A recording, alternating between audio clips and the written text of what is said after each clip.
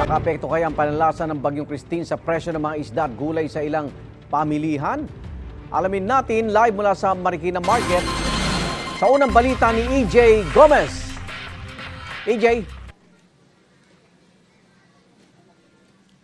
Igan, iba't ibang gulay at uri ng isda ang nagtaas ang presyo ngayon dulot ng nagdaang Bagyong Christine.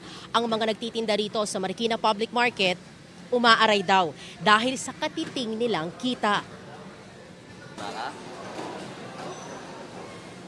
Dito sa Marikina Public Market, malaki ang itinaas ng presyo ng kada kilo ng isda. Ayon sa tinderong si Jason, bukod sa mataas ang kinukuha nilang mga paninda sa Malabon, na galing pa ng Lucena sa Quezon at Palawan, nagkakaipitan din daw sa supply.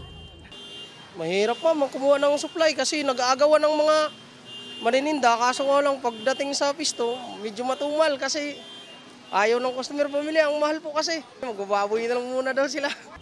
Ang kada kilo ng bangus mabibili sa 240 pesos ngayon na dating 220 pesos. Ang tilapia, 180 pesos mula sa dating 160 pesos.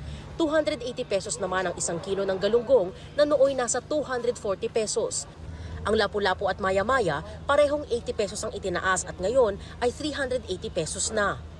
Lumobo naman sa 550 pesos ang kada kilo ng pusit na naibebenta noon ng 400 pesos.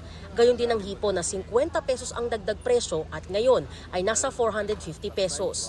Wala naman daw supply ng ilang isda gaya ng tuna, tamban at maging alimango ngayong araw.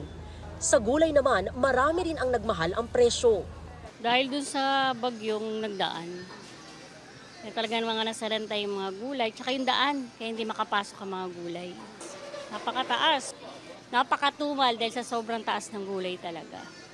Ang kada kilo ng carrots, 180 pesos ngayon na dati lang nasa 140 pesos. Ang Baguio beans, 140 pesos.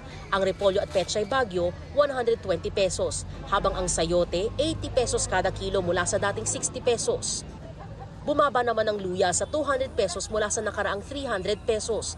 Gayon din ang ampalaya na nasa 100 pesos na dating 160 pesos kada kilo. Ang tig 1 kilo naman ng sibuyas, bawang at kalabasa, walang pinagbago sa presyo.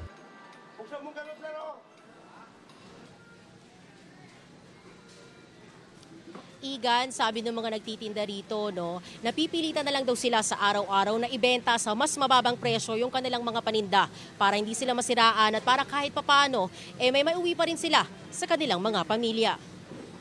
At yan ang unang balita mula rito sa Marikina.